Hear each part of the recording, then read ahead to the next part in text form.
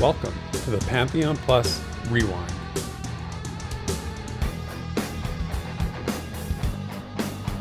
Good day, everyone, and welcome to episode 86 of The Rewind. We want to welcome both returning listeners and new ones alike. We hope to take a moment of your time each week to connect you with the community that's eagerly anticipating Pantheon Rise of the Fallen, the in-development MMORPG by Visionary Realms. This week, we'll give our thoughts on the January producer's letter. We'll get into a discussion about your in-game persona. We'll throw the spotlight on some others in the community. And we'll take that next step in our trek to understand the world of Terminus. So, walk right in, sit right down, and let your mind roll on with me, Theric, and my throwback co-host, Desrin, as we bring you this week's Rewind. Hold on, Des. Hold on. We can't start the show yet. I have to finish my Wordle challenge of the day. Oh, no. I don't know if you know about Wordle. Do you know about Wordle yet? I've only seen it literally everywhere, but I purposely haven't investigated. It seems like a cult, right? It is a cult. Yeah, run, man. Run while you can, because alas, my wife and it's too late for us. We are locked in the Wordle competition to prove once and for all who is the smarter individual in this relationship. And, as healthy of a competition as that sounds like, it's really not. So we're tied right now. And, I will update up everyone eventually when she inevitably takes the lead and crushes my dreams. And those dreams of Wordle domination will come to an end sooner rather than later, I'd imagine. So you've heard of it, you've tried it. Are you daily? I have not Wordling? tried it. No, I don't. No? I don't know how it works. I just know the little things, the little visual things that are popping up on Twitter, and they're even infesting the Discord now too. I saw that. It's I don't know, man. If it's a word game, I mean, I would probably love it. So all the more reason to stay away. But yeah. I mean, you have to pick your poisons, right? I mean, we can focus on Pantheon, or you can make Wordle your life's work now at this point. So pick your poison, choose which one's more important. Maybe we'll do a podcast about Wordle someday. Not much of a choice. Speaking of a challenge. This week's dungeon, actually, was too challenging for our adventuring party, unfortunately. Oh. So instead of an adventuring party, we have an adventuring raid to conquer the dungeon. Yeah, that's right. We're doing a raid this week. We had a huge week last week, which I'll talk about in a second. We had a crazy amount of support come in, and we've got a lot of people joined up to take on Sleepless and any other raid boss we can handle. So I'm going to try and say these all in one breath. So this is my challenge beyond Wordle. This is my raid challenge. So let me take a deep breath. We got Daimlos on the Darkmer Cleric, Shuriken on the Dwarf Cleric, Jason on the Scar Beardlord, Ziplox on the Darkmer Rogue, Sparrow on the Elf Ranger, Bounty Code on the Human Wizard, Screech the Scar Bard, Brian Reck on the Gnome Summoner, Walking Waste on the Dwarf Cleric, Man of Rohan on the Ember Elf Ranger, Andrew Whitus on the Human Cleric, RhysInRevelry on the Darkmer Enchanter, Mojo Horizon on the Dwarf Cleric, and RedbeardFlynn on the Darkmer Necromancer, BitCrunch on the Ashen Elf Shaman, and Fazul EQ on the Halfling Enchanter. So I did not succeed with my single breath take there, but I did my best, and we still conquered the raid. But wow. I mean, super humbled by the amount of support that we got last week. I did not see that coming, Des. I know you didn't either, right? That was insane, man. I so couldn't even busy. keep up. Yeah, I was just going to say that. I was so busy in chat thanking people that I couldn't keep up with what people were actually talking about. So, but thank you so much to everyone. This community never ceases to amaze. And if you want to join the party, hit that super chat button during the premiere. Head over to our Patreon page, which is linked in the show notes. And hey, remember, if race and class combination is not officially supported by Pantheon, if your choice of race class combination is not officially supported, that's no problem here. You can be any combination you want. I mean, we've got a bard, we've got a necromancer, we got a beard lord in the party. So there is definitely a role for everyone here. So with that in mind, Desrin, let's get to our duty and get to Pantheon chat, shall we? Dude, let's do it. This week in Visionary Realms News and Notes. All right, news and notes time. The January newsletter dropped for us on January 20th, Thursday, January 20th. As always, chock full of goodies for us to discuss. I think the big theme that I want to bring up here, and Des, I'll get your take on this. VR talking about expanding their development team with a recent new hiring, and then setting the company up to accommodate even more hirings this year. It's kind of funny to me because, in my mind, the phrase, a small scrappy team of dedicated developers has become synonymous with Visionary Realms. But it sounds like they've actually set their sights on moving beyond that in 2022. And I'll read you what the exact words from the producer's letter are. They said, quote, expect staffing to bulk up a bit this year and tackle the work. The Pantheon team has already expanded in December with the addition of Holly LeMay as an associate concept artist. Over the past month, Holly has helped tremendously to expand our backlog of concept art that will be used to inform NPCs, characters, armor, and animations, and we look forward to sharing her work with the community in the near future, end quote. So hiring another concept artist is certainly interesting and intriguing since we tend to see quite a bit of concept art in their updates. We know Jared Poulin really well. He's their senior concept artist from his appearance on Dev Roundtables. I recall really fondly his heartfelt tribute to their fallen colleague, Kurt Hebedler, who passed away back in November of 2020, right? So Jared's art style is really well known, but I think it'll be nice to see another style added to the Pantheon look. Now, I did search and I couldn't find any of her artwork online to maybe get an idea of what to expect. But I of course, I have no doubt she'll be a welcome addition to the team and embraced by the community. I don't know, Des, I was kind of taken aback by the hiring of a concept artist, though, because I wouldn't have predicted that. I mean, we already know that they had this backlog of art that needs to be, 3D modeled. And, they even acknowledge it. They say they want to expand that backlog. But then they hired Philip Kedge not that long ago, right? And he's been doing a lot of heavy lifting, right? And getting things done. We've seen some of his work already on display. So maybe it's a matter of getting that artwork, to Philip to get done while he's, working and in the groove kind of thing. They noted in the newsletter that the 3D modeling and material work has been completed for the current suite of axes, spears, glaives, and shields. So, you've already got an idea of what they're working on, what's in the pipeline right now. Any thoughts on this hire, Des? I think like you, it kind of surprised me. And not to say that a concept artist is not they're not in a position to hire a concept artist or anything like that, because as they said, they have this backlog, right? And the more concept art that they can have to pass on to modelers, to 3D artists, to anyone to actually build the props and the world in the game, is going to just kind of help them always have something to do. Obviously, I don't know exactly to what extent their backlog is right now. I like what you said about style, though, because I find the Pantheon style from Jared to be very unique, and I am very curious to see what Holly brings to the table here. I really hope they start to get their new hires in, dev roundtables, dev streams and stuff like that. Just, the introduction, but also just hey, this is kind of the feel that they're bringing to the team too, because we have these personalities that we're so accustomed to, and I love when they bring these, it just makes us kind of feel more like a, not just like a developer player relationship, it's more like we're all kind of in this together, and the more that they bring those people on, the more it feels like that. Yeah, I like that analogy. I do feel like it's like adding a new person to the group, and then as the community get to know that person, along with them as a dev team. I think that's pretty cool.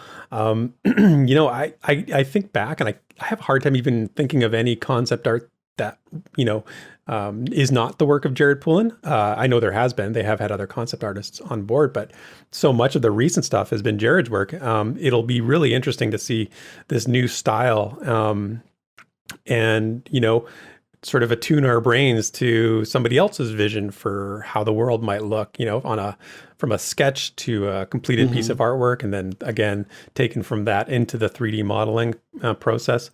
I love concept art. I use it in my videos all the time, right? I mean, I find that the concept art is really good for storytelling purposes. And I think that's why we see it on a lot of the dev roundtables, right? Or the developer streams when they want to talk about, they want to give some lore, right? They want to give some context to the world. I still remember, again, going back to the eulogy that he gave for Kurt and showing the designs that he had done at that time for some of the Silent Plains creatures. You'll remember that gigantic, I don't remember the names of them, which I probably should. Me either, but I know exactly what you mean, though. Yeah, they were very distinctive, right? And I think I'm really looking forward to seeing Holly's some examples of Holly's work, and hopefully we get to see that sooner rather than later. So. And again, just expanding the team is always a good sign. That means they've got the resources to do it. They're working efficiently. Like I said, we didn't see this coming as a concept artist being hired, but it's clearly an efficiency thing where now is the time that they need somebody to do this. So it seems like a good move. Yeah, and you grab the talent like when it's available, when it's a good fit, and sometimes that doesn't always line up with the expected. Yeah. Exactly. Yeah, you gotta strike while the iron's hot. So that's the first thing that I noted from the newsletter. Now, if we look at the roadmap to alpha, and we go through some of the updates, I've looked at 3 in particular here that I thought were interesting. First, commenting on the HDRP conversion, they say that's coming along, and they're in the process of converting existing visual effects to HDRP. So, getting those special effects looking sharp and upgrading. I already thought they looked great. I mean, I think a lot of the visual effects already look really good. Oh, man. I wish I could show you some of the stuff from the new particle system in like the newer versions of Unity and like shader graph and just all the crazy stuff you can make really, really quickly. I hope they're leveraging that those systems because it's really cool. It's really cool stuff. Well, that's like I said before, you do have a platform to make videos, Desrin. You could make a video about this. It might be something you'd be good at. Yes. Any event, I'll leave that to you. Anyway, one of the really interesting things about this that I found, that I picked up on, here's a quote that I found. They said along these lines, this is the one thing I said that was really cool. They said, quote, vegetation engine is fully integrated, supporting performance-based instancing, all foliage responding to wind volumes and foliage displacement, in brackets bending, when players and NPCs move through, end quote. So very cool. Now, I know the instancing thing came up on the last dev stream, but we clarified that's not talking about zones or anything like that. This is like a HDRP thing. This is fantastic, though. This is fantastic. Yeah. These are the kind of fine details that absolutely set a game apart. People are going to joke, and I know they're going to say, trees, leaves, and fronds, and blades of grass. Who cares, right? Oh, man. No, it couldn't be any different. Like movement. It's all about movement in the scene. And I mean, I'm sure this was coming one way or another, but it might have been made easier through, having the tools with HDRP. But yeah, having all that tiny bit of movement, the trees swaying, the grass moving when you're parting when you go through, it actually adds just so much to the world feeling like a world and not like a painting or something. I'm so excited. Absolutely. And it has gameplay implications, right? Like it's not just window dressing. Think of like a stealthed NPC moving through the grass, right? Or moving through bushes or a grove of trees, right?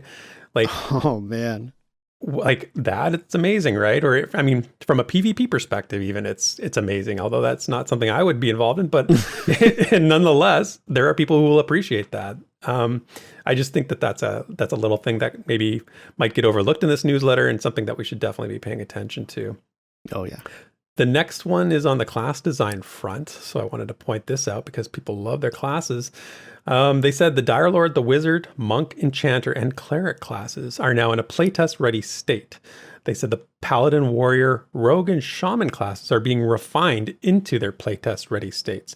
So what's interesting about this is that the Rogue and Shaman are 2 classes that have been in previous PA testing, right? Yeah. So they've gone back and they're getting a little bit of further refinement.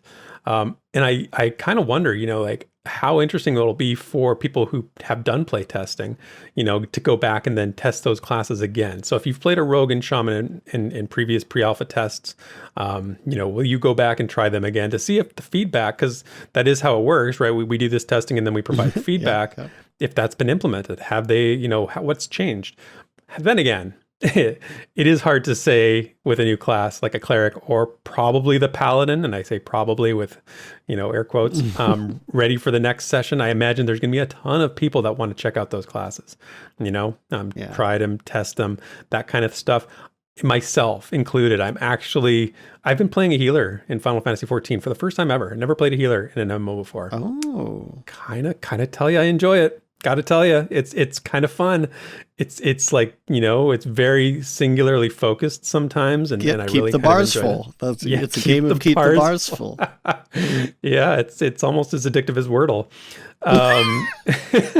So, my ranger's waiting for the networking stack to get done, but I may have to test out a cleric when we get another PA test down the road. So, which would you do? What would you go? Would you go back and test a class you've done before, or would you test one that you haven't played before? Okay, I'm super boring but stalwart in this decision because I've played the same class for I don't even know how many of the last sessions, and I do it because iteration and giving feedback on iteration, and so I'm gonna play the same class again and try to give as much detailed, thoughtful feedback on that and the changes that have gone into it. I kind of consider it being like when we open up the testing to be, a lot more people, a lot less, I guess, direction, then I'll start maybe trying a few different things. But also, man, I want to leave some gameplay for launch, Yes, that's a great point. And I kind of feel the same way. As much as I would like to try something new, I do feel like it's probably, I don't know, I feel like it's more valuable because when you've built up this experience to this point, you can provide more, enlightened feedback just because you've played the class a bit up to this point already. So I think that's probably more valuable to VR. I don't know. I mean, just off the top of my head. I know how detail oriented you are. So that you saying that is probably like music to, if VR's listening to this, they're like, oh, thank God, and Deserin's feedback is so valuable. Like, I don't know. You should see my feedback. Well, I know it's a lot. I mean, I know it's a lot, so I don't see how that can be a bad thing. Yeah, in defense on the other side of that, though, is I'm sure they're also looking for people that have never played the class to hear their feel, of that as well. So it goes both ways, but this is just kind of my way of it. That's fair. And so another thing I wanted to point out is something from the producer's letter that they talked about dispositions and traits. They said, quote, "We're developing systems required to improve the support for disposition and trait spawning rules, as well as dedicated UI components to display dispositions and traits to players," end quote. So this is really interesting because think about all the gameplay footage we've seen.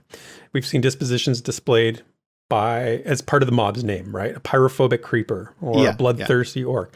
That's how you've identified what disposition a mob has. So it sounds like they're taking that out of it and putting in, there's going to be a separate UI element for this now. So my brain links to what they talked about, the perception skill, how it's going to be linked into gameplay, identifying traits and dispositions. I think that seems like there might be a connection there. It could line up. I mean, speculation 100% on my part. I kind of like this idea. I like this, even if it's not connected to that other thing, even if it's just a separate UI element for the trait and disposition. I think there's probably value in that because, I've never been a fan of that number of the mob's level right by their name. I've wanted that gone forever. Yeah. They've said, no, we're going to have it there for a certain amount, up to a certain level, and then it's question marks or whatever. I think separating the mob's name from everything about the mob is a good thing. How do you feel about this? And what do you envision for this UI element? Oh, man. If I remember right, I think I might have actually gone on a whole forum rant about this at one point in the past, but I actually also don't like seeing the level with the nameplates, as I guess you would call it. Right. I prefer, I'm sorry, here, everybody get ready to take a drink. The Vanguard system, where you have this whole offensive target window with all of this information, including the relative difficulty of the mob. And I'm not saying it should be exactly that way for Pantheon, but that's what I think of when I hear like separating out a bit. I think of it as, well, they're probably going to expand the offensive target a little bit. Because if you look at the streams, even recently, the offensive target is basically a name and a health bar, right? Right. And I'm sure that's going to get expanded. Although it's just interesting, and I'm wondering if they're just talking about like setting it up to be ready for UI. But, they did just say that UI is going to be later, or at least in a major part, right? So I do wonder how that kind of plays in. But my brain definitely goes all sorts of places imagining what it could look like. Mm-hmm. But I feel like if I can kind of interpret from the phrasing of this, it doesn't sound like it's going to be something that we're going to have to wait, an eternity to see, It seems like something they're working on. Yeah, it's a good point. I mean, you're right. It's a good bring up because I'd forgotten about that. They did talk just, like during the dev stream about, a UI person is not somebody that they're bringing on until, later down the road when it's more, in a ready state for that kind of thing to be developed and applied. So it's kind of now, this is saying something a little bit different than that, saying, they're developing. Maybe it's, it's a matter of, conceptually developing rather than some sort of actual technical development of any kind. You know what I mean? So, yeah, I would think of it as like laying the foundation. So basically like making that information available.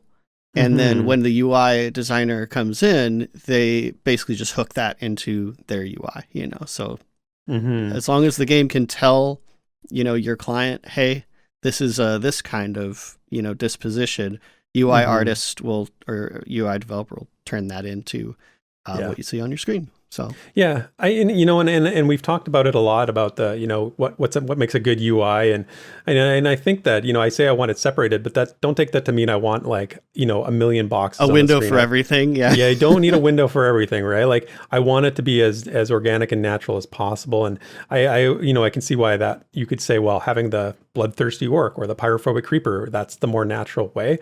But I think that you can probably do it in a way that retains both qualities of being both a natural presentation without, coming up with crazy clutter on the screen, that kind of thing. Because you definitely don't want to get too much going on. Okay, so since we're into this, like I'll just, so the first two things that come to my mind, again, around the offensive target, imagining they kind of redo that, is one, the frame of the offensive target. Maybe it has a certain art style.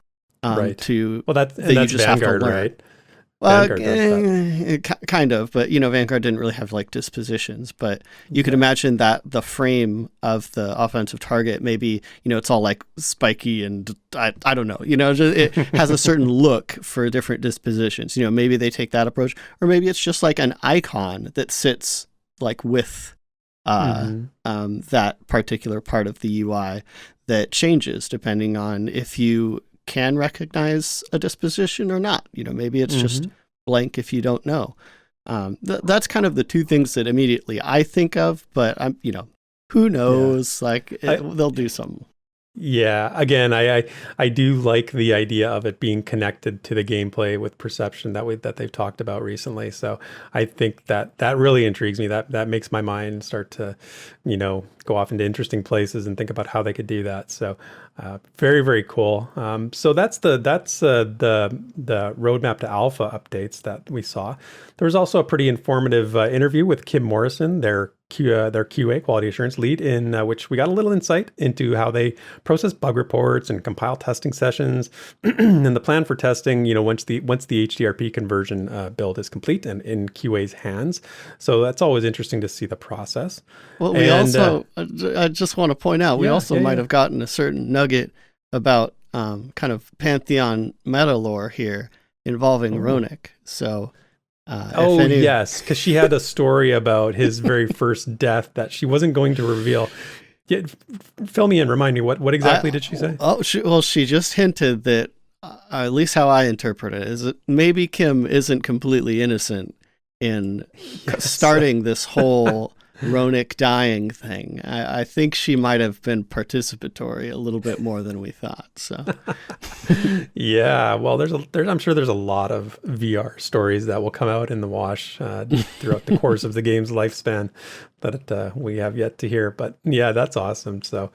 And of course, this newsletter, we would be remiss not to shout out our friend and raid party member, RedbeardFlynn, our own Darkmer necromancer with an asterisk there, because I'm going to say why in a second. Anyway, he got VR's attention this month in their community showcase. And RedbeardFlynn showed off, talked a little about his background as a gamer and as a writer and what he's looking forward to the most in Pantheon. I have to give him a little grief because, like I said, he played it safe with VR. He said his future race in class was a Darkmer monk, whereas here we know he's actually a Darkmer necromancer. I mean, he might not have been bold enough to tell them he wants to be a class that they haven't confirmed for launch. So I know, Red, if you're here and you're listening, you may act like a monk, but we know you're trying to res people with your chai powers. You're trying to summon us as your eternal companions for all time. You can't fool us. But yeah, no, that's awesome that he got that spotlight in the actual newsletter, and awesome guy. Couldn't be more deserving of it. So congrats, Redbeard. Absolutely. Yeah, so go check out the producer's letter. You can find it at pantheonmo.com, and you can read the whole thing. So some news and notes now from us here at Pantheon Plus. So we teased it a couple weeks ago, and I'm going to give the big announcement here. We have on our next episode 87, we're going to be doing an interview with Josh Kaba from Triune Studios. This is the studio that's making the MMORPG War of Dragnaroks. And they've gotten some attention lately. There's been some videos out there. NathanNapalm did a video about this game in development. Kira TV did a video about it. And they're trying to get the word out. So Triune Studios is trying to get out there and be a little more public and talk about their game a little bit. So we jumped at the chance to talk about it with Josh, their creative director. And so on next week's episode, we're going to have an interview with him. Because there's a lot of overlap between this game's design and what Pantheon fans are interested in. It's very much a throwback, very much an old school minded, classically spirited, type of game. Definitely some differences, lots of differences that we'll talk about, and we'll get into it with Josh. And we've got our questions lined up, and he's excited as well. So don't worry, we're still going to cover the Pantheon news of the week, and we're going to highlight community members and read lore, all that good stuff that you love. So this interview will just be part of episode 87, and maybe even part of episode 88 if we go long, which we probably will because we talk too much sometimes. So yeah, so I hope you guys can come and check that out and listen to the interview. It's going to be pretty good. So. Looking forward to that. I want to give a reminder that our Alpha Date Squares contest has officially kicked off this week, or this past week, I should say, on Monday. You can get all the details for the rules and entry details over at www.pantheon.plus. So the dates are already filling up. You go in, you pick a date on the calendar, you think Pantheon's going to go into alpha testing, and you can win a Pathfinder pledge, which includes alpha testing. So it's kind of a cool thing. So just a reminder to go over there and check that out. All the ways you can enter the contest are there. And in terms of our week upcoming here at Pantheon Plus, as always, we've got streaming on Monday at midnight Eastern time with Drac. He's playing EverQuest. They're doing their Space Cats stuff. So Tuesday, I don't ask too much about the Space Cat stuff. I kind of just let it happen. Just let it happen, that's his world. Tuesday night, we've got the Classes 101 stream, as we always do, playing some more Final Fantasy 14, which we played this week, which was a super good time. We did some raiding, which was awesome. And don't forget to check out Crypt Fox. He's also playing Final Fantasy 14 on his stream on Tuesday. Sparrow is back, and she's streaming on Wednesday night at 9 o'clock on Twitch, which is awesome. She's had some success so far, and it seems like she's putting together a pretty good little community there. Yeah. Our aforementioned friend RedbeardFlynn has a EverQuest video coming out on Friday. That will be up on Friday at 10 a.m. Eastern. And that's it for the Pantheon Plus calendar for this week coming up, and it's also the wrap up of the VR news and notes. When the Pantheon community speaks, we listen. So let's dig into the forums and fan projects to see what the discussion's all about. Right, this week I am pulling a short thread by Dikenzu from the official forums. The thread's titled "Say It With Your Chest," which I'll admit it immediately caught my eye. It's the kind of title that I'd expect from someone like Stonefish, right? Totally, Or, yeah, 100%. you know, yeah, like it's just you don't really know if the title has to do with the thread at all until you read it. It's kind of genius, honestly. But Yeah. I love it. I love it. It's like clickbait for forum posts. Yes, like, clickbait for the curious. Yes. All right, so I'll try to summarize as best I can as usual. All right, so Dikenzu asks, what kind of player will you be in Terminus? And they're conflicted between just being very helpful versus being a loner that just kind of wants to craft and explore without any real objectives. I kind of get that. Either way, Dikenzu wants to be, and I quote here, a personage of good deeds, no matter what. So they give some examples of hanging out in zones even after finishing the content and just watching zone chat, offering help when they can. And it sounds like they're looking to do the same thing in Pantheon. And funny enough, Dikenzu says that their main will be a paladin and recognizes that this is obvious paladin behavior in spite of them not really considering themselves a role player. Now, lastly, and I love this, they recognize that not everyone will be this way, and that even folks on the opposite end of the spectrum have their place. Now, to quote Dikenzu here, all I will say is that it takes all types to bring life into Pantheon. Okay, so right off the bat, I love that stance, right? So, and obviously I love that there's going to be people in Pantheon offering help in the same way that Dikenzu will, and I'm sure a lot of us will have experienced someone going out of their way to help us in, past MMOs or in Pantheon. But in the end, what really got me to pull this thread was that it takes all types to bring life into Pantheon. Now, are you the kind of like super helpful person that just like sits around and just helps people randomly a lot, or more just kind of like you've got your own thing and then you kind of jump in with friends when, like, every once in a while? So it's such an interesting question because it's all predicated on how you view, this game in your life. Is this a game you're going to be playing for a week, couple weeks, maybe a month, maybe a couple months, or is this a game you're going to be playing long-term, years, right? Is this your home? Because that makes all the difference. Like if I'm playing a game that I know is going to be short-term, I mean, I don't feel a need to do that kind of helpful community-based behavior. And that's not to say I'm negative or I'm toxic or anything like that, but I'm more focused on progression, on obtaining objectives, doing my thing, that I like, doing the thing that progresses my character, and seeing cool things. In a game that I feel like is my home, where I have a community and I have people that I care about and I want to have relationships with, 100%. Like, I really want to do helpful things. There was a question a long time ago in the forums that I answered that was sort of akin to this. The question was, what do you want to be known for in Pantheon? I remember that. Yeah. And I think it was from Nefel, actually, if I remember correctly. It might be wrong. My answer was like, I had 2 or 3 things that were sort of like sub goals, but then I had the main goal. And like the sub goals were like, I want to be known for being good at my class. I want to be known in the community as being, fairly skilled ranger. I want to be known as somebody who knows the lore really well. I want to be somebody who can like talk about it and like tell people about it and help people understand it. But then above all, like the main goal that sort of encompassed all that was like, I want to help people enjoy the game. Like, I want to help people be like, that was really fun. That was a good time. I was just talking about this the other night on Classes 101 when I was commenting on how surprised I am at how nice and decent the Final Fantasy XIV community is. I had no idea. I really didn't know that. Like, and I'm sure there's pockets of toxicity or whatever, but every time I've been playing that game and I've been in the group, like, people say hi. People actually say hello to each other. People don't care if you watch a cutscene during the dungeon instead of complaining that you're holding them up. People will explain to you the mechanics. If you say, look, it's my first time here. What are the mechanics for this fight? They'll take the time to explain it to you. I really respect that. And I think I would love to make Pantheon's, community and the world of Terminus that we're all going to inhabit.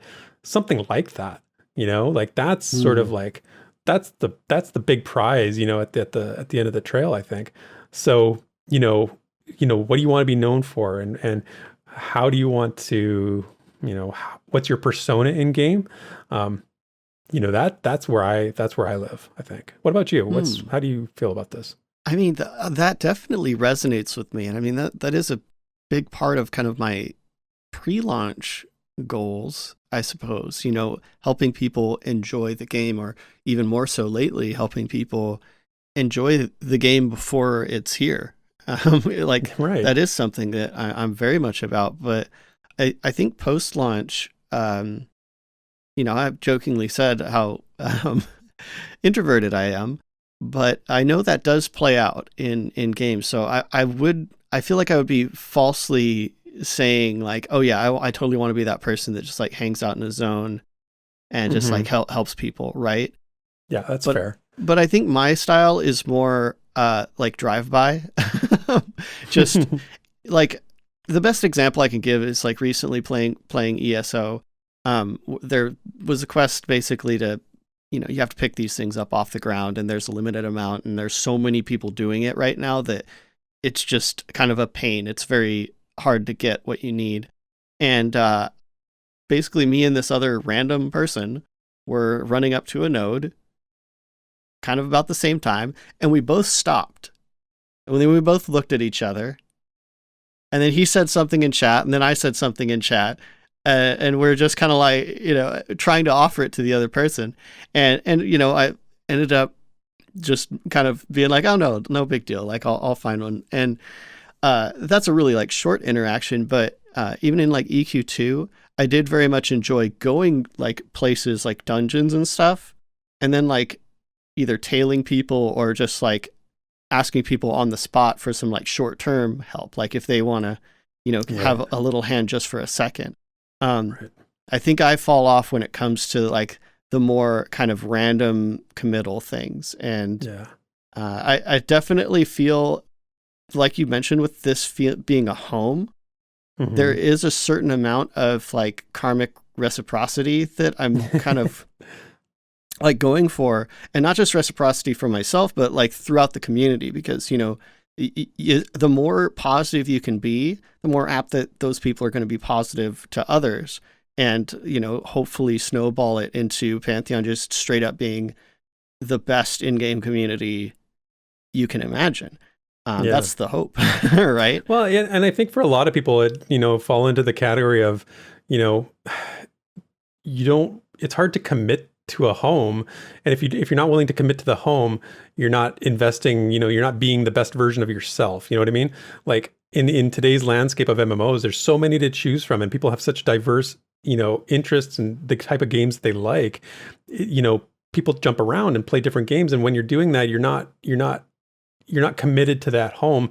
Therefore, you're not, trying your best to make it the world you want to live in. Like we all make, you are what the world you create, right? Like we create the world we live in. And some people want different types of worlds. Some people, this isn't what we're talking about here. This isn't the kind of world they want, that they find interesting, or they want to play an MMO. So I think that it's like whether you're doing like helpful things or you're just doing things to make the world interesting, right? Both, that's where we're going. Both, like valuable approaches, because it's not just about being like Mr. Paladin guy. And I'm not making fun of Dikenzu. Like I'm talking about myself, like trying to be this do-gooder. I'm like, if you commit to anything, just commit to it. I think that's the important part. Yes.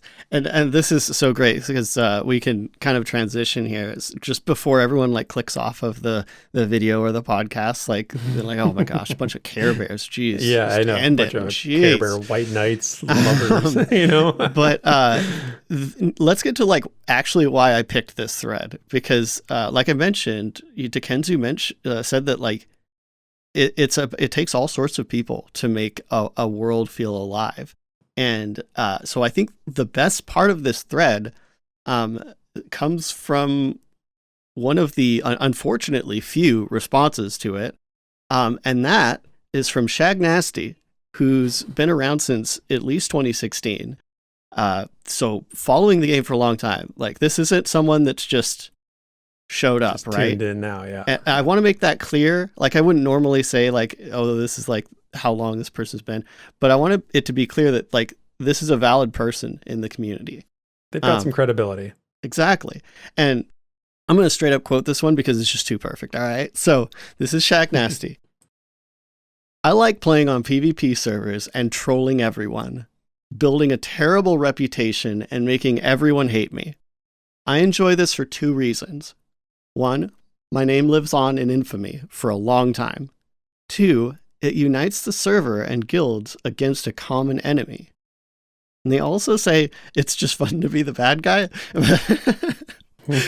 but so lastly, Shaq Nasty tells kind of a funny story about griefing someone in actually in a mud. So, way back, this person eventually retaliated so hard, they ended up chasing Shaq Nasty off after, being harassed for so long. And it turns out they went to the same high school.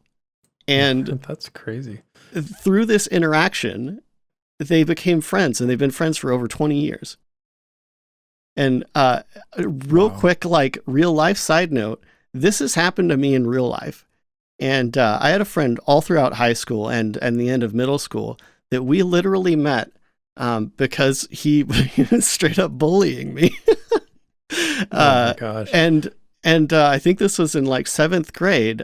He was trying to, be a jerk or whatever. And all it took was like me, I not to go off the rails, but just kind of like standing up to him for a second. And his demeanor totally changed. We ended up completely getting along and being friends for ages. We used to skate all the time, and like it completely changed. And that's kind of what I think of here. Mm-hmm. It's like these people exist. It's not my cup of tea, but in my best memories of MMOs, there is this dynamism of there is always like people on the server that everyone is kind of like, they just know in infamy, right? Yeah. Infamy is exactly the right word. There's no good without evil. There's no dark without light, right? Like you have to have contrast to things. And yes, if everybody's standing around helping everybody, nothing's getting done, like it's just, nobody wants that. Like you've got to have a reason to you've got to have a reason to exist, I guess. And again, I salute Shaq Nasty for their committal to their role. I mean, this is what it is. We don't see that in MMOs today. We don't see, everybody's transient. Everybody's a wanderer and floating. Right. And, like there are communities that are dedicated to certain games for sure. But like in general, I feel like there's just a lot of disconnect. And, when you are, when you want to be yourself in a game, or you want to play a role, whether you're an RPer or just, this is just who you are. And this is your only role, it's not important what the role is or what the character is. It's important that you are playing it and you're doing it. So, and you're free to do that, right? So I wouldn't feel like, I'm thinking of like New World, the one we just played it recently, and I haven't played it now forever, but like, I wasn't committed to that game long term. So I wasn't really like, I wasn't actively helping people as I feel like I will in Pantheon. And I liked what you said earlier, because I do feel like a little bit of a fraud when I say that, but I don't look at it as be like a failure of my behavior. I look at it as a failure of, games that don't ask you to make this kind of a commitment anymore, right? We've talked before about respecting your time, and games that inconveniences can make games more interesting. Well, there has to be some long-term commitment to the game to really help this, to facilitate this. Right. And everything well, not everything, but a lot of the modern design strategy is to basically give an out, right? Like, there's this person causing problems. I'll just switch my instance. Right. Or, oh, right. Exactly. There's this, guild that's, going around clearing everything. I can't get my quest done, Oh, I'll just, switch, shard hop or whatever. Right. Like they give as many ways as possible for you to just completely and immediately avoid any kind of this contrast of players or, conflict, I'll even say. So I guess that's kind of my take is like, in the face of adversity, some really, really interesting social dynamics emerge. And I often see people in our community just, and I'm not like calling, people out, so to speak, because like you're valid as well, but they're constantly trying to mechanically prevent, griefing or mechanically prevent gameplay that it might make them like uncomfortable in the game sense. So to be clear, I'm just talking about gameplay stuff like assault and all that. Like obviously that's yeah. Let me give you a good example. Like turning off world chat. It was funny because remember what we were playing, but recently. But I was like playing with somebody, and they're like, "Oh yeah, I always turn off world chat no matter what game I'm playing. I always world chat off." Maybe it was you. I don't know. Somebody said that to me, and I'm like. Really? Well, it's the first thing a lot of people do now. Isn't that, but how do you feel about that? Isn't that like kind of what you're talking about? I would say partially, but that is kind of more of a symptom of there being world chat because a lot of the older games I played didn't have world chat. It was zone chat, right? Yeah, that's true. You're right. But and like, so, within the interest of spammy, but yeah, if the first thing you do in an MMO is turn off like all non-personal chat, you're hurting yourself in a way. Yeah, that's kind of how I feel about it. Like I was kind of surprised by that, and I'd never done that before, so I was kind of like, huh. But then I think like maybe that's just the state of things right now, and maybe that's sort of why we're doing what we're doing here, and why Pantheon's so attractive to us because I wouldn't turn off zone chat or anything like that in Pantheon. That seems to be completely antithetical to what the game is about and like what the game's going for. Right. And because Pantheon is going to have reasons to have those things on, like, you're looking for a group or, hey, I'm trying to get help for how to, find this mob or whatever, giving reasons to not just shut that off. Like there's a purpose to having, zone chat or OOC or whatever.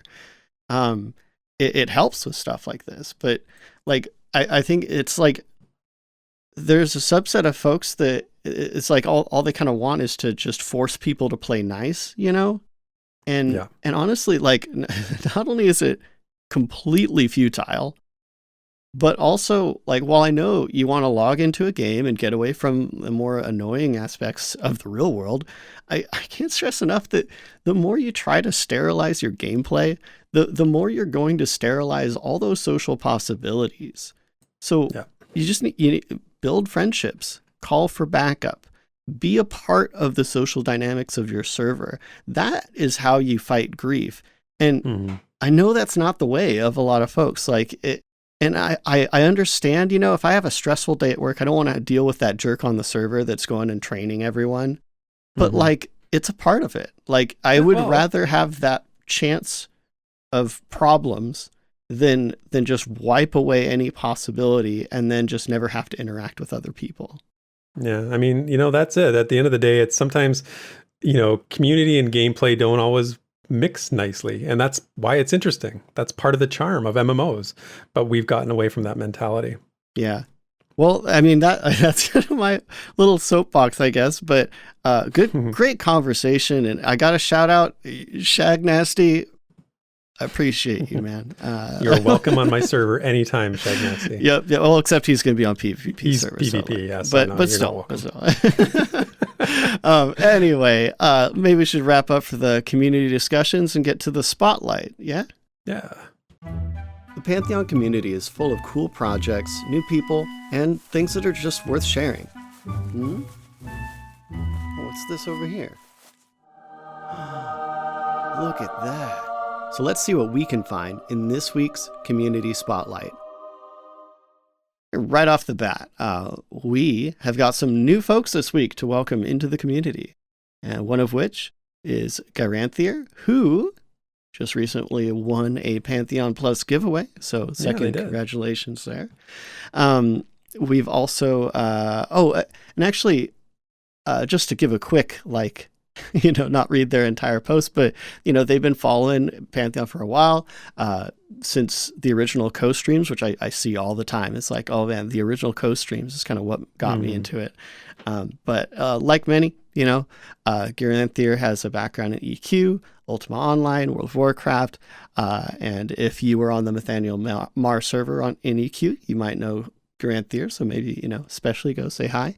The other person, Drekard, I'm assuming is from Australia, since the title of the thread is Hello from Down Under. So awesome, more Aussie players. More Aussie, the better. That's right, Kilson probably appreciates. Yep. And they've also been playing MMOs since EQ, so just go make sure, the drill, go to the threads on the official forums, shoot them a nice hello and welcome or whatever suits you. Really glad that we've got some introductions this week. Yeah, absolutely. It's nice to hear from some people again. Absolutely. On the art side, you'll notice a couple more in our rotation. We've got a 3D modeled sword from Andrew Whitus, who just joined the adventuring party, as you noted above. But based on some official concept art. So he actually referenced the concept art, because at first I was like, I don't think I've ever seen that before. And then I saw what it was from, and I'm like, oh my gosh, that's like exact. Like, he did such a good job. It looks just like from the concept art. So I threw Andrew's ArtStation link down in the description for you guys to check out, because he's got some other stuff there. And we've actually got another piece of 3D art. So this is kind of crazy. A lot of 3D artists popping up here. Well, they saw that Philip Kedge was his art on here for a while. Yeah. They're all like gunning for VR jobs now. Well, this one is from Morraak, who man, this this one cracks me up, because if you remember the December dev stream, there was a bit of a slip up about the weapons, and specifically the Halberds, where they were referred to as Helberds. And even Joppa kind of recognized, oh, that sounds cool, right? And but Morraak took that idea and ran with it and turned it into 3D art. So we have That's a cool. Halberd. Helberd is a great name. How has nobody ever come up with Helberd before as the name for a halberd type weapon? That's right? Ridiculously cool. Right. I guarantee we're going to see that, and we're going to see it in Pantheon. Joppa's not going to let that one go. I hope so, because it's too perfect. It's too perfect. But I put a link to Morraak's ArtStation as well. So plenty of art for y'all to go check out here. Okay, you know how you held your breath during the adventuring party?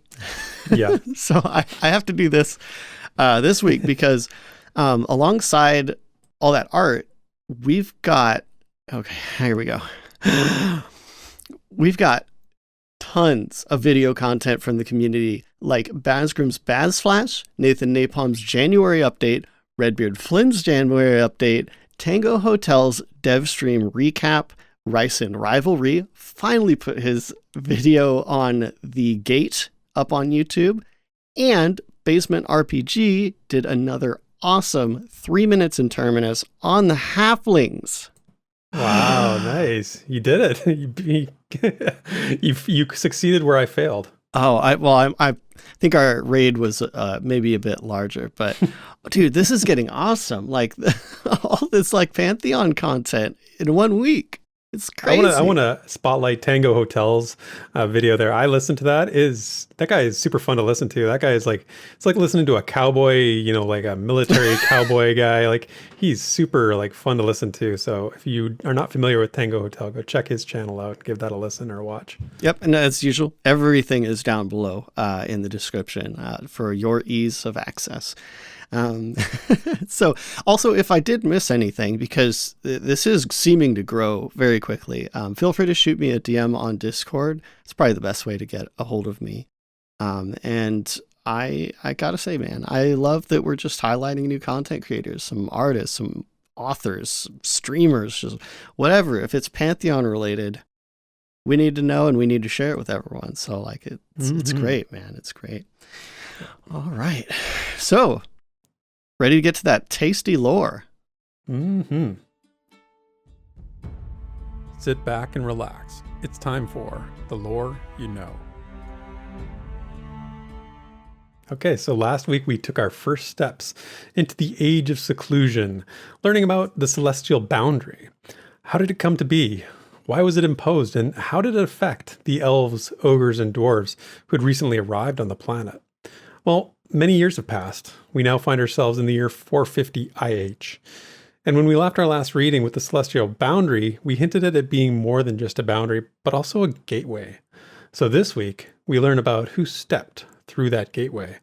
So listen along as I read the words of Pantheon's lead writer, J.N. Gerhardt, in this week's lore segment.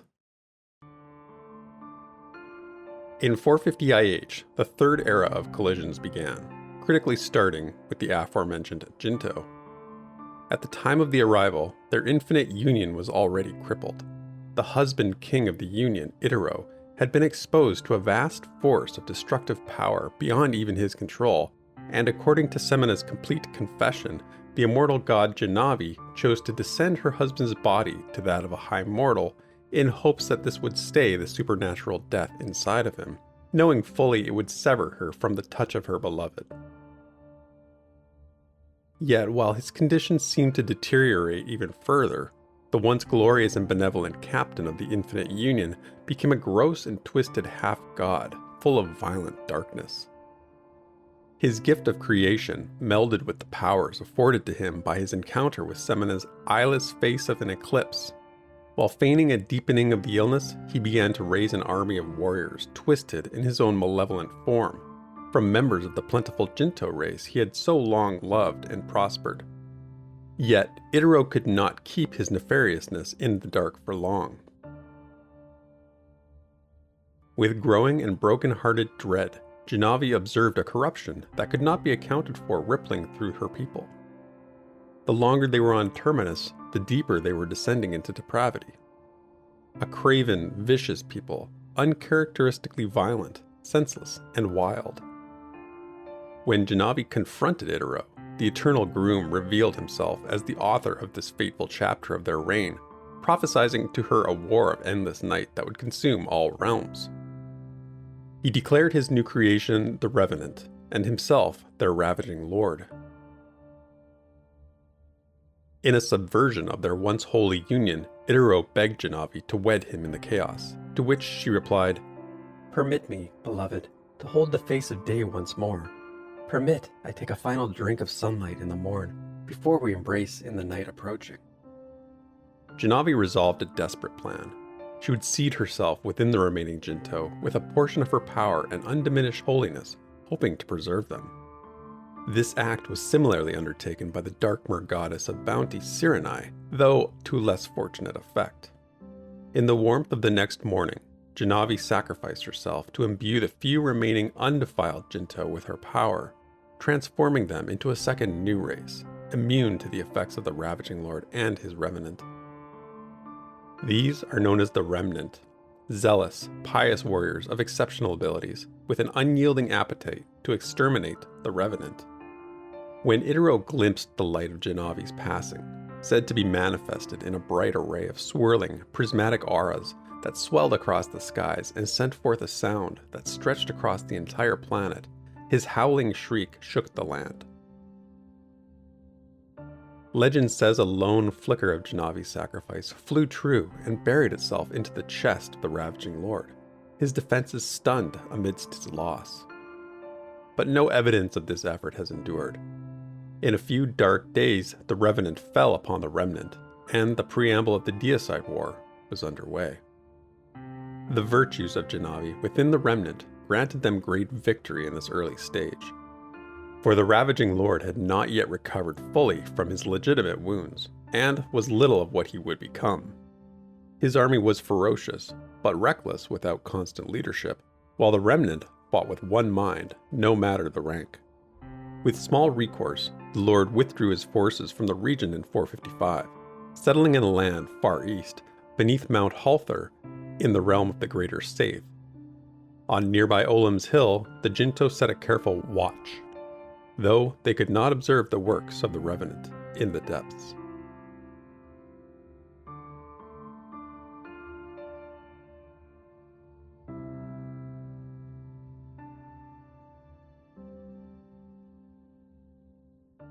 And that's the lore you know. So that brings us to the end of episode 86. Remember, next week we have a special episode with our interview with War of Dragnarok's developer Josh Kaba, but also have the Pantheon content that you're here for. So Desrin, sharpen up those interviewing skills, my man. We are going to be... we're going to be doing some interviewing next week. Does that sound good to you? Yeah, this is going to be really fun and really interesting and a fun little mix-up, man. I'm happy to shake things up on the rewind every once in a while, and this is just perfect opportunity. Yeah, exactly. I like to keep things fresh. I want to keep people entertained and also, expand our boundaries a little bit. And it's always good to meet somebody new. So just like we were talking about throughout the show, being sort of the community-minded person is always fun. So thank you, everyone, for hanging out with us as always. We always appreciate the support. Remember to check the links and the show notes and the video description for all the content we discussed, and we would love to see you again. So have a great week, everyone, and we will see you next time. Bye, everyone. Thank you for listening to this week's episode of the Pantheon Plus Rewind. Pantheon Plus is not affiliated with Visionary Realms. Be sure to check out our Twitter, Twitch, and YouTube channels under the name Pantheon Plus. You can follow Theric at Pantheon Theric on Twitter, and Desrin at DesrinDoes also on Twitter. And you can stay up to date with all things Pantheon at www.pantheon.plus. Until next time, cheers, and thanks for listening.